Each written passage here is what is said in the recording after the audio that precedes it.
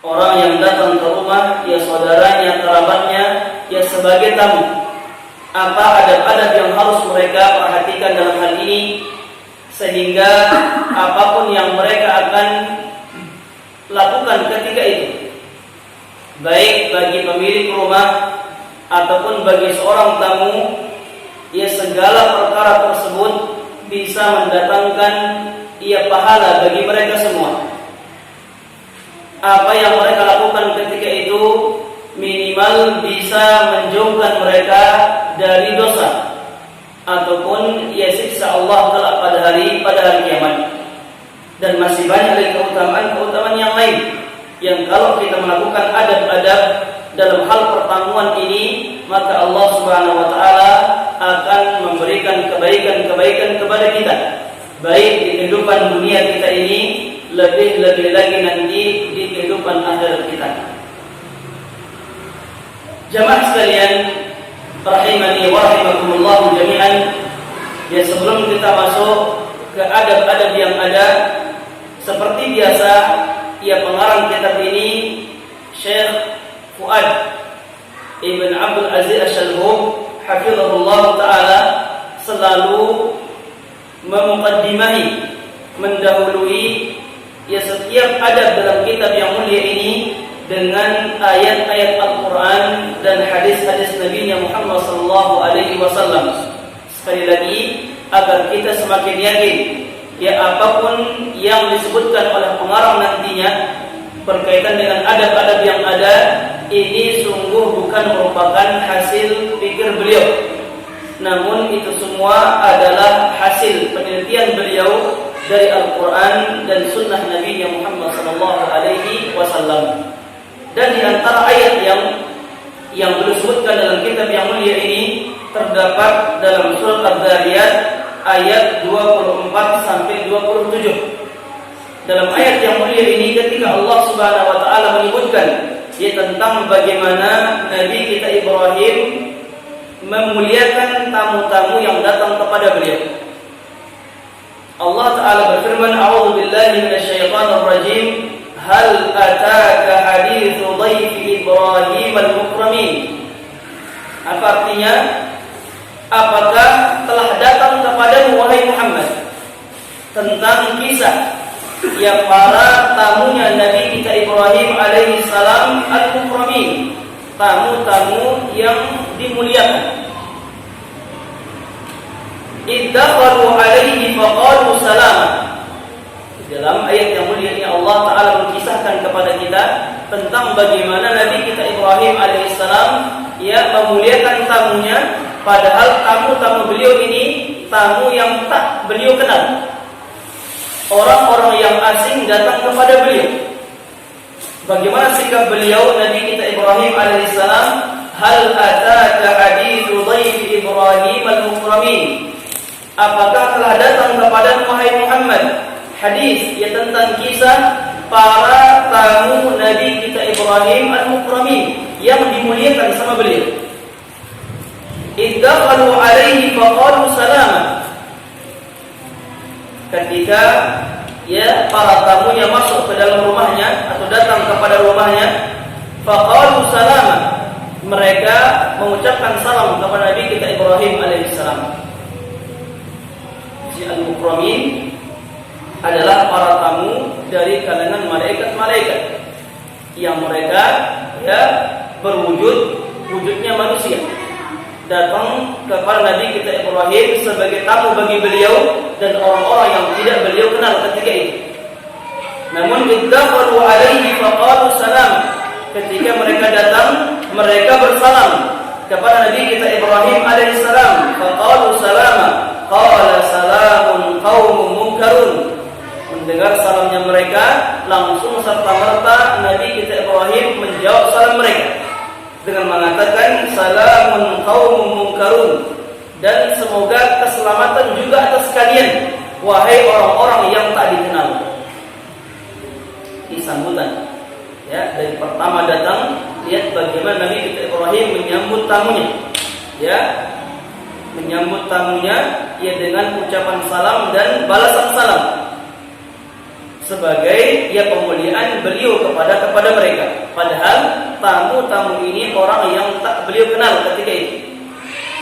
Faragha ila ahlihi faja'a bi'ijlin samin. Tadi yang pertama beliau menyambutnya. Beliau menyambut tamunya dengan sambutan yang sangat meriah, bahkan dengan balasan salam kepada mereka.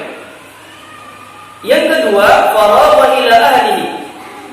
Setelah beliau mempersilahkan tamunya masuk ke dalam rumahnya, beliau bersegera ke belakang. Faragha ila ahlihi. Beliau bersegera ke belakang untuk menemui sang istri. Untuk apa? Faja'a bi'ijlin samin. Untuk menghidangkan kepada tamunya yang tak beliau kenal ini dengan hidangan yang terbaik ketika itu. Faragha ila ahlihi faja'a bi'ijlin samin. Setelah beliau ke belakang, menghadap ke istrinya untuk menghidangkan makanan terbaik beliau ketika itu. Apa yang ada? Faja'a bi'ijlin samin. Kemudian selang sebentar sang istri langsung menghidangkan ijlin samin. Apa itu ijl? Ijl ini adalah makanan yang diolah dari daging-dagingan, daging onta, daging sapi, yang para ulama kita mengatakan, terutama Imam Ibnu Katsir rahimahullah taala, ijlin samin makanan yang diolah dari daging-dagingan ketika itu pada zaman itu adalah makanan terbaik yang dimiliki oleh kaum yang ada ketika itu. Apa artinya? Beliau ketika memuliakan para tamunya tidak sekedar bahkan beliau menghidangkan makanan terbaik, makanan termahal ketika itu. Padahal para tamu yang tak beliau kenal ketika itu. Faja'a bi'ijlin samin faqarrabahu ilaihim qala ala ta'kulun. Beliau hidangkan makanan terbaik untuk para tamunya, kemudian menawarkan, mempersilahkan kepada mereka dengan mengatakan faqarrabahu. Beliau dekatkan makanan kepada para tamunya sambil mengatakan ala ta'kulun, silakan dicicip. Silakan ditegur berbahasa kita. Apa artinya? Dari awal kedatangan para tamu sampai terakhir beliau memuliakan tamunya dengan pemuliaan terbaik. Dan ini seakan-akan menjadi contoh bagi kita bagaimana seharusnya kita ketika kedatangan seorang tamu ke rumah kita. Ikhwani, jamaah yang rahimani wa rahimakumullah jami'an, itu sebuah ayat dalam Al-Qur'anul Karim. Kemudian dari yang kedua, beliau datangkan pengarang kita mendatangkan dari sebuah hadis Nabi kita Muhammad sallallahu alaihi wasallam, dari hadis Imam Al-Bukhari rahimahullahu taala. Nabi kita bersabda sallallahu alaihi wasallam, "Man kana yu'minu billahi wal yawmil akhir fala yu'dhi jarahu." Barang siapa yang beriman kepada Allah dan beriman kepada hari akhir, hari kiamat, fala yu'dhi jarahu, maka jangan sekali-kali dia mengganggu tetangga-tetangganya. Seharusnya bagi seorang muslim yang beriman kepada Allah dan hari akhir untuk menjaga lisannya, untuk menjaga anggota badannya agar tidak ia gunakan untuk mengganggu para tetangga-tetangganya. Dan itu sejatinya orang-orang yang beriman kepada Allah Subhanahu wa taala. Wa man kana yu'minu billahi wal yawmil akhir, dan barang siapa yang beriman kepada Allah dan hari akhir, falyukrim dhaifahu, maka hendaknya, maka wajib bagi mereka untuk memuliakan tamu-tamu mereka. Jadi memuliakan tamu semenjak dia datang ke rumah kita sampai detik-detik terakhir. Mereka akan pamitan, kita sebagai penghuni rumah sahibul bait untuk wajib memuliakan tamu-tamu tersebut. Kenapa? Karena ini merupakan ciri dari orang-orang yang beriman kepada Allah dan beriman kepada hari-hari akhir. Wa man kana yu'minu billahi wal yawmil akhir falyakul khairan aw liyasmut. Dan barang siapa yang beriman kepada Allah dan hari akhir, hendaknya dia mengucapkan ucapan yang baik. Namun kalau tidak bisa, hendaknya dia diam. Jadi antara ciri atau sifat orang-orang yang beriman kepada Allah Subhanahu wa taala, dia harus mengusahakan ia selalu mengucapkan ucapan-ucapan yang baik. Namun ketika dia tidak mampu mengucapkan ucapan-ucapan jujur, baik dan semisalnya, maka dia harus mengupayakan dengan segala upaya agar dia tidak berucap ketika itu. Karena yang namanya ucapan ada dua kemungkinan, ya ada yang baik, ada yang buruk. Kalau dia ketika itu, kalau kita tidak mampu mengucapkan ucapan yang baik di suatu ketika, maka pasti yang akan keluar adalah ucapan yang buruk. Maka Nabi kita sallallahu alaihi wasallam memberikan wanti-wanti, kalau kita tidak bisa mengucapkan ucapan yang baik, maka kita mengupayakan harus diam. Karena kalau tidak, yang terucap akan ucapan-ucapan yang buruk. Ikhwani, jamaah yang rahimani wa rahimakumullah, ini dua dalil, satu ayat Al-Quran dan satu hadis Nabi kita Muhammad SAW yang sangat jelas, menjelaskan kepada kita, mengabarkan kepada kita bahwasanya adab-adab dalam hal pertamuan, baik bagi pemilik rumah atau bagi sang tamu, itu memang ada. Dan ini juga menunjukkan akan kesempurnaan agama kita. Semua perkara yang berkaitan dengan keseharian kita itu dijelaskan, diatur oleh Allah, baik dalam Al-Quran ataupun dalam sunnah Nabi kita Muhammad sallallahu alaihi wasallam. Adab yang pertama ini berkaitan dengan ijabatul dakwah, berkaitan dengan hukum menjawab undangan.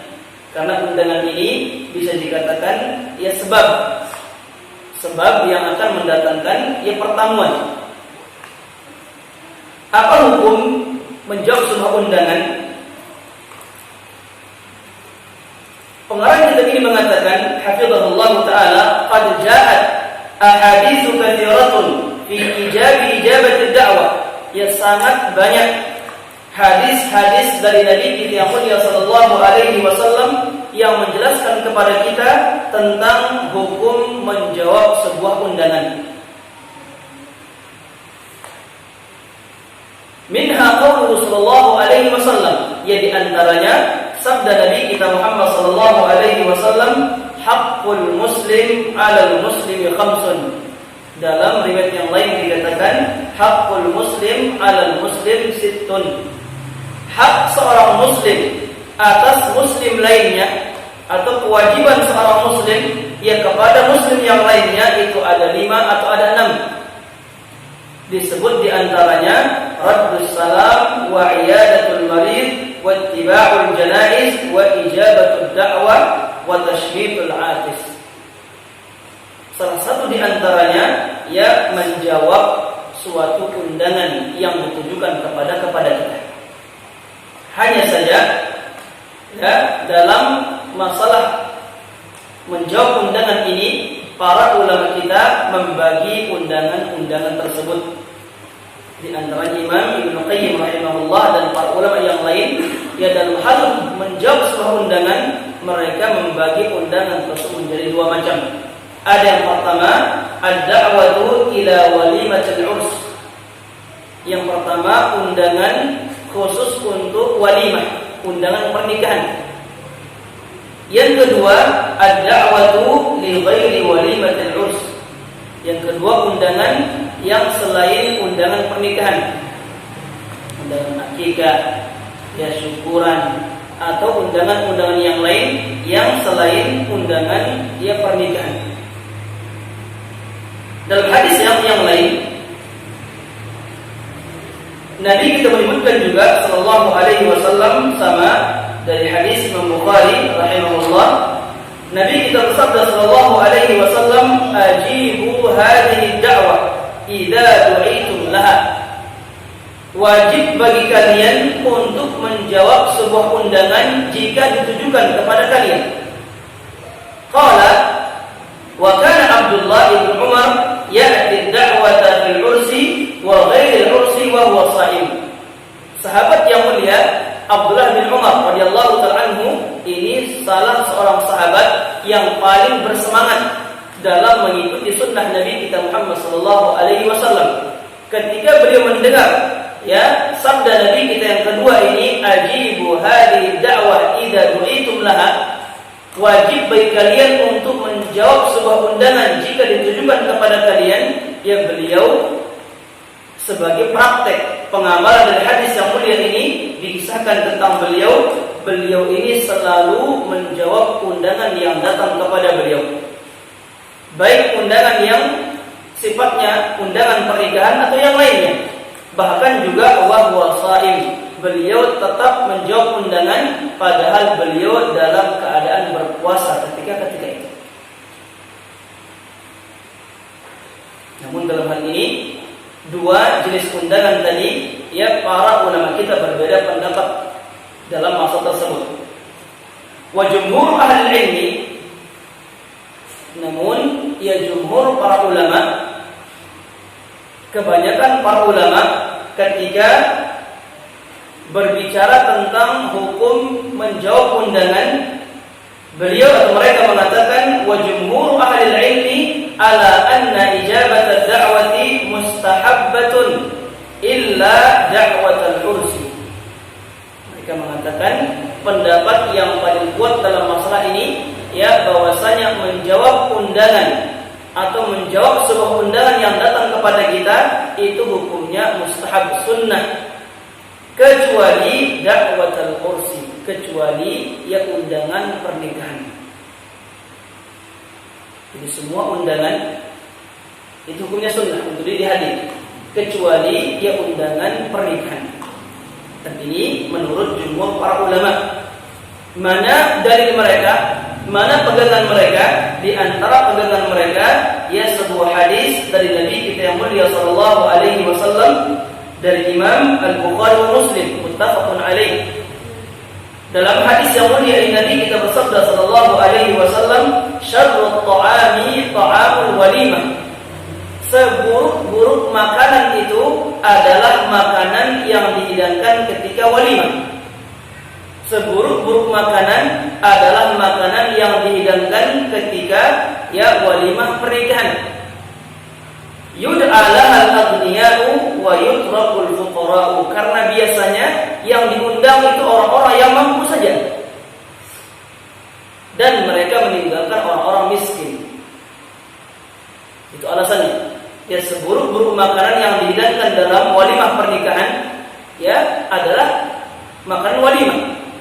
Kenapa? Biasanya yang diundang itu orang-orang yang mampu ketika itu dan meninggalkan orang-orang yang tidak mampu. Kemudian dalam lanjutannya Nabi kita bersabda sallallahu wa man taraka ad-da'wata faqad asallaha wa rasulahu, ini intinya. Dan barang siapa yang tidak menjawab undangan walimah atau meninggalkan undangan walimah, faqad asallaha wa rasulahu, dia telah bermaksiat kepada Allah dan Rasulnya sallallahu alaihi wasallam. Ini menunjukkan bahwasanya menjawab undangan pernikahan itu hukumnya wajib. Karena orang yang tidak menjawabnya tanpa udzur, maka dia telah bermaksiat kepada Allah dan Rasulnya sallallahu alaihi wasallam. Namun para ulama kita ketika mereka bahkan mengambil pendapat yang terkuat yang mengatakan wajib menjawab undangan pernikahan itu, mereka mengecualikan hukum wajib ini dalam 5 keadaan. Jadi hukum asalnya wajib, namun ada 5 kondisi, ada 5 keadaan hukum wajib ini berubah menjadi tidak wajib. Yang pertama, alla yakuna hunaka munkarun fi makani dakwah. Yang pertama, menjawab undangan walimah pernikahan itu hukumnya wajib, kecuali kondisi yang pertama, jika di tempat acara itu ada kemungkaran di sana. Pesta khamar, minuman keras, mungkin bercampurnya antara laki perempuan atau yang lainnya, atau maksiat yang lain. Jika di tempat acara ada perkara perkara-perkara yang mungkar, maka tidak wajib untuk dihadiri. Kondisi yang kedua an yakuna da'i musliman wa illa lam tajib al-ijabatu biqawlihi. Yang kedua, yang mengundang ini bukan orang muslim. Berarti kalau yang mengundang orang muslim wajib untuk dihadiri. Namun kalau yang mengundang ya non muslim, orang kafir, ya falam tajibul ijabah, maka tidak wajib untuk dihadiri ketika itu. Mana dalilnya? Ya sabda Nabi kita Muhammad SAW di hadis yang tadi. Menjawab undangan itu hak muslim atas muslim yang lain. Namun ketika mengundang orang kafir non muslim, maka tidak wajib untuk dihadiri. Kondisi yang ketiga, alla yakuna kasbuhu haraman. Kondisi ketiga, kalau kita tahu ya walimah atau acara yang dibuat itu berasal dari harta yang haram. Kalau kita jelas mengetahui ya, misalkan harta yang dipakai ini, walimah ini, jelas kita mengetahui, mungkin dari informasi orang-orang yang kita anggap terpercaya, atau langsung kita melihat barangkali, maka tidak wajib untuk dihadiri. Kalau nanti bagaimana? Ya silakan dihadiri, namun tidak wajib untuk dihadiri. Adapun masalah memakan yang ada, ya tidak masalah. Karena kita memakan yang ada itu dengan jalan yang halal. Adapun yang salah adalah orangnya. Adapun kita pribadi, namun yang terbaik kita tidak menghadiri. Kondisi yang keempat, alla tatadamman al-ijabatu isqat wajibin aw ma huwa awjab minha. Au alla tatadamman dararan al-mujib. Kondisi keempat yang memalingkan hukum wajib kepada tidak wajib, yang ketika undangan ini akan menggugurkan kewajiban yang lain. Atau artinya dia bertabrakan antara dua yang wajib. Menjawab undangan dengan waktu sholat misalkan. Menjawab undangan atau dengan perkara yang wajib lainnya yang lebih wajib dari menjawab undangan. Ya, seandainya dia bertabrakan, maka tidak wajib untuk menghadiri yang undangannya yang ada. Atau barangkali kalau dia jawab undangan tersebut akan mendatangkan mudarat bagi yang diundang. Apa contohnya? Yang mungkin yang mengundang di luar kota, yang kalau dia menghadirinya mengharuskan dia untuk safar keluar kota, sedangkan dia wajib untuk menjaga keluarganya di rumah. Nah, di sini dia tidak wajib untuk dihadiri. Yang kelima yang terakhir, alla yu'ayyin ad-da'i al-mad'uwah. Kondisi yang kelima, tidak wajib untuk dihadiri kalau undangan itu sifatnya umum, bukan personal. Misalkan ya, saya mengundang penghuni komplek Geria Sehati untuk hadir ke walimah anak-anak saya misalkan. Tidak disebut orang-orangnya, namun dia menyebut undangannya umum. Saya mengundang semua ya penghuni komplek atau BTN Geria Sehati untuk datang ke walimah anak saya. Ini kan umum sifatnya. Ya, maka ini tidak wajib untuk dihadiri. Namun kalau undangan sifatnya pribadi, langsung ada nama kita ditulis, maka ini yang sifatnya wajib. Jadi 5 kondisi yang memalingkan hukum wajib menjadi tidak wajib. Ikhwani, jamaah yang rahimani wa rahimakumullah, adab yang kedua. Yaqulul muallif hafizahullah ta'ala, al-adab tsani ikramud dhaifi wajibun. Adab yang kedua, memuliakan ya seorang tamu itu hukumnya wajib. Memuliakan dia dalam hal penyambutan, dalam hal hidangan, ya bahkan sampai dia berpamitan ke rumah kita, dari rumah kita, itu wajib untuk kita muliakan dia dengan berbagai macam metode pemuliaan. Kalau bahasa kita, tamu itu adalah raja. Ya, itu sesuai dengan hadis Nabi kita mulia SAW yang memerintahkan kepada kita untuk kita wajib memuliakan setiap tamu yang datang ke rumah kita. Kita kenal atau tidak kenal, selama ada orang yang datang ke rumah kita, ya datang sebagai tamu, maka kewajiban bagi pemilik rumah ya untuk memuliakan tamu tersebut dengan segala berbagai macam ya kemuliaan. Mana dalilnya? Selain hadis yang tadi, bahkan dikatakan bentuk keimanan kita kepada Allah dan hari akhir itu memuliakan seorang tamu. Berarti kalau kita tidak memuliakan seorang tamu, kita melantarkannya, menyia-nyiakannya, ya tidak menyambutnya atau yang semisalnya, maka kita tidak dikatakan beriman kepada Allah dan Rasulnya.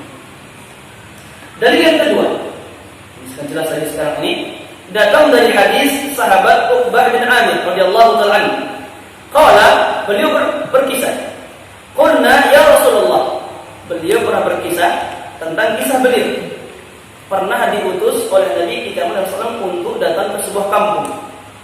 Beliau mengatakan, ya Rasulullah, innaka tab'atuna fananzilu biqaumin. Ya Rasulullah, engkau dahulu pernah mengutuskan untuk singgah ke kampung sebelah. Fananzilu biqaumin, maka kami pun singgah. Fala yuqirrunana fama tara, kemudian kami tidak dimuliakan sama mereka.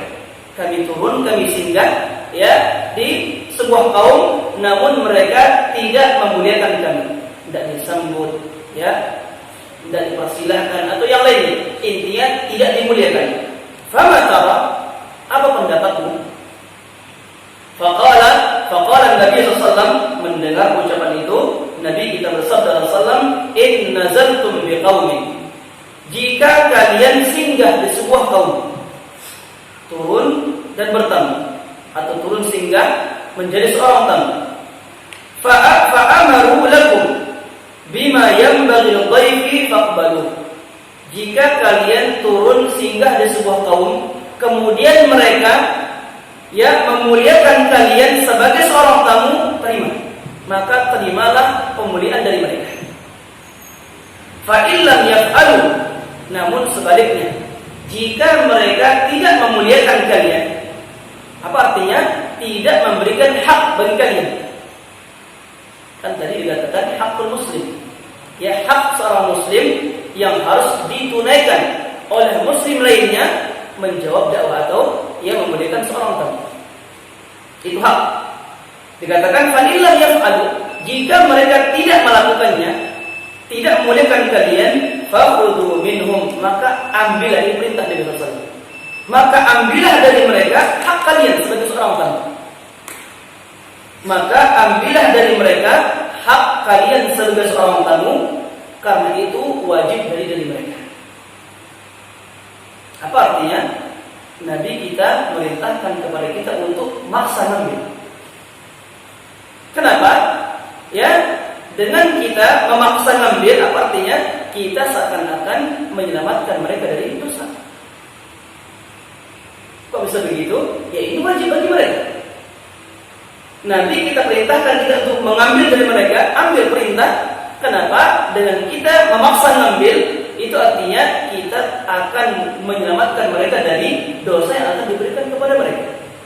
Bahkan dalam ayat yang lain dikatakan, in abaw illa an ta'khudhu Qur'an fakhudhu. Seandainya mereka enggan memberikan hak bagi kalian dan tidak ada cara kalian untuk mengambilnya kecuali dengan cara kekerasan, ambil. Mungkin tidak ada yang seperti itu. Tidak ada. Apa artinya? Ya, ini ungkapan Nabi SAW menunjukkan ini wajib perkara. Walaupun kita pribadi, ya, tidak ada yang memaksa, tidak ada. Kita dari mulai kita balik pulang. Tapi seandainya kita memaksa untuk dimuliakan, itu hak kita yang wajib diberikan oleh penghuni rumah. Bahkan dikatakan jika kalian tidak bisa mengambil kecuali dengan cara kekerasan, ambil, katakan dirusak. Apa artinya? Sekali lagi, memuliakan seorang tamu itu hukumnya wajib. Terus kapan wajib itu? Ya, kapan?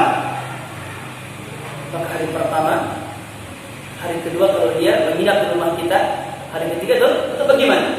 Dalam hadis yang lain, ya Nabi kita bersabda sallallahu ad-diyafatu salasatu ayyamin.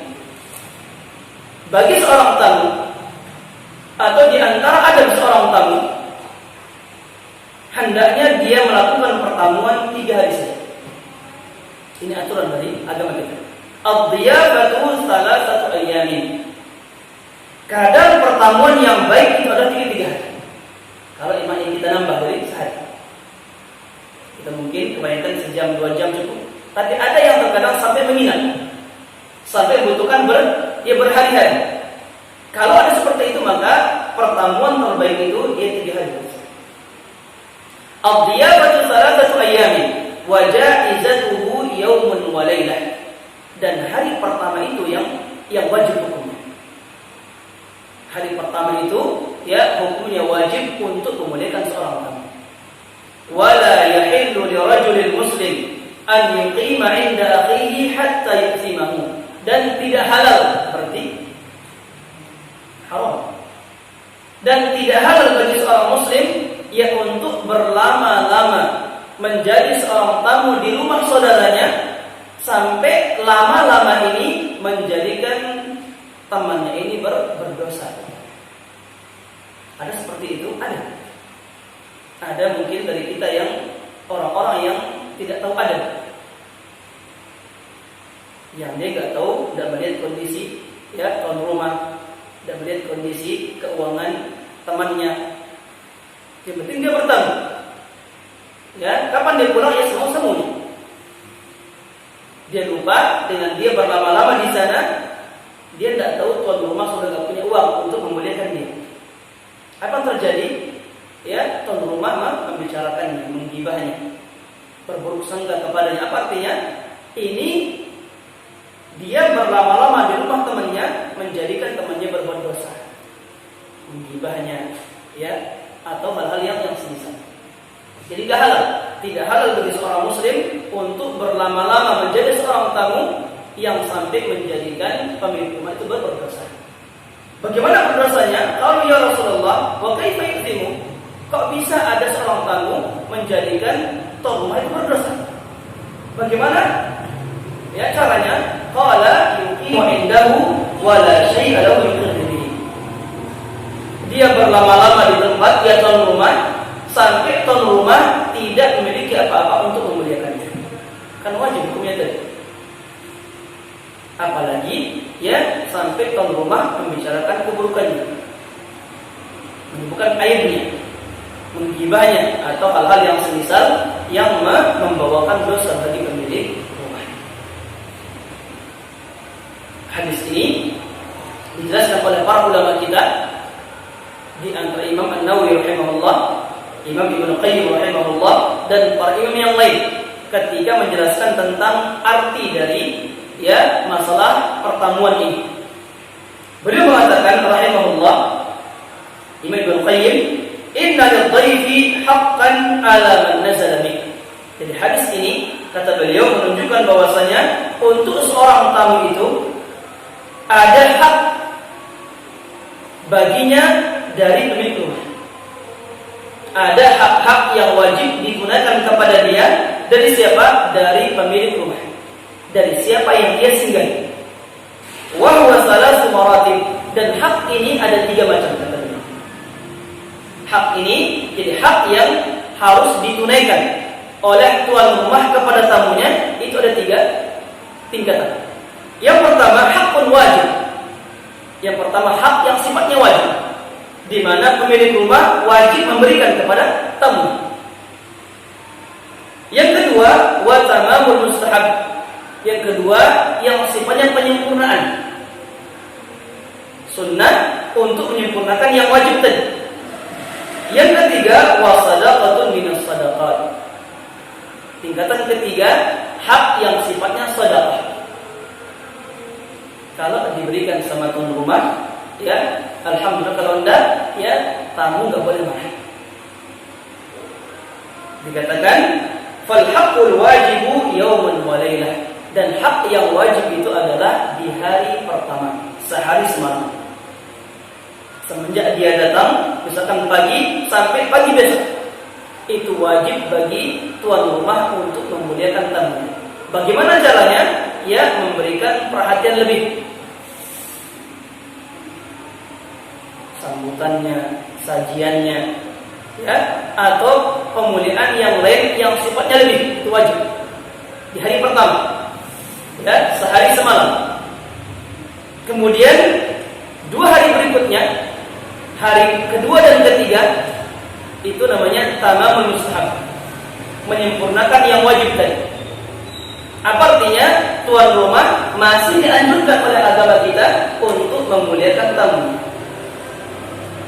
Nah, kalau sudah datang hari ketiga dan seterusnya, itu hukumnya sedekah. Sedekah bagi tuan rumah. Apa sedekah? Kalau tuan rumah masih berkeinginan untuk memuliakan, maka itu akan bernilai sedekah bagi pemilik rumah. Tapi kalau tidak, maka sang tamu tidak boleh marah ketika itu. Tidak boleh kecewa. Kenapa? Karena di hari keempat, kelima dan seterusnya itu sifatnya sedekah bagi pemilik rumah. Kalau tuan rumah masih berkeinginan ya untuk memberikan sajian pemuliaan, maka itu akan bernilai sedekah insyaallah subhanahu wa taala. Tapi kalau tidak, maka sang tamu tidak boleh komplain, tidak boleh kecewa. Terus bagaimana kalau tuan rumah masih ya berkenan menerimanya sebagai seorang tamu? Dia boleh masih berdiam di sana. Tapi kalau tidak, maka sang tamu harus tahu diri, harus izin pamit kemudian pulang. Nah, pasalnya ya pertemuan terbaik itu sebanyak 3 hari. Boleh lebih, silakan. Kalau pemilik rumah masih berkeinginan atau masih ingin, masih senang untuk disinggahi lebih dari harian yang 3 hari. Jamaah yang rahimani wa rahimakumullah, itu ada yang kedua. Ada yang ketiga, istihbabut tarhib bil dhuyuf. Ada yang ketiga, dianjurkan atau disunnahkan bagi pemilik rumah ya untuk menyambut kedatangan sang tamu. Baik sang tamu datang tiba-tiba atau sudah ada janji sebelumnya. Intinya seorang tamu dengan cara apapun mereka datang ke rumah kita untuk menjadi tamu, maka kita sebagai tuan rumah dianjurkan untuk menyambut kedatangan mereka dengan sambutan yang baik.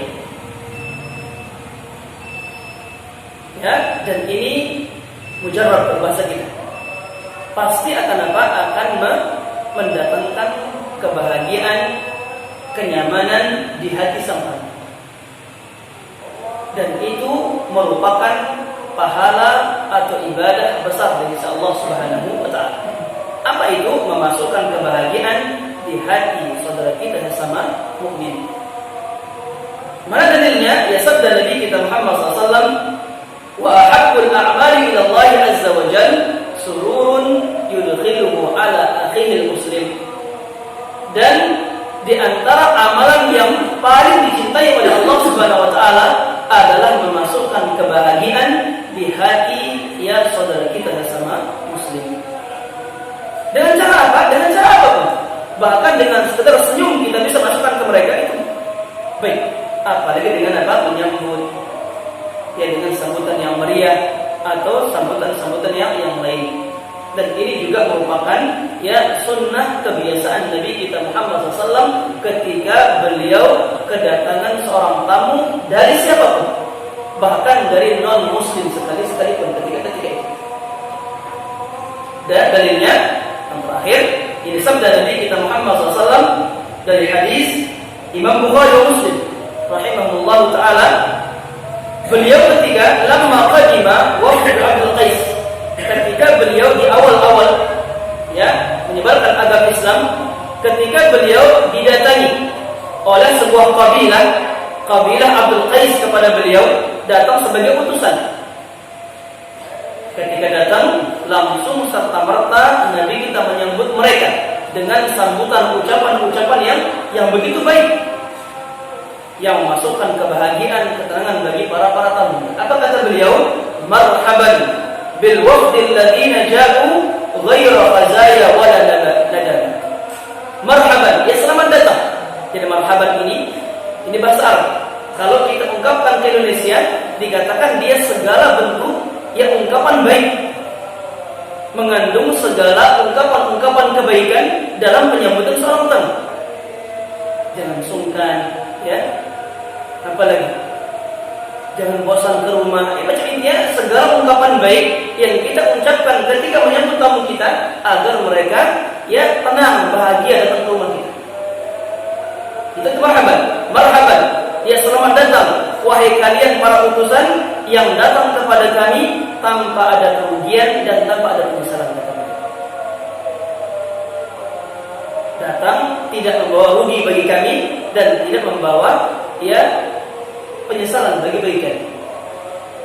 Dan ini contoh ungkapan Nabi SAW yang diungkapkan ungkapan-ungkapan kebaikan ketika menyambut para tamu yang datang kepada beliau. Dan sekali lagi dikatakan di sini walladzi la syakka fihi, dan tanpa diragukan sama sekali anna istiqbalal ar-rajul, bahwasanya penyambutan tuan rumah kepada tamunya dengan ungkapan-ungkapan penyambutan ini sungguh bisa memasukkan kebahagiaan di hati sang tamu.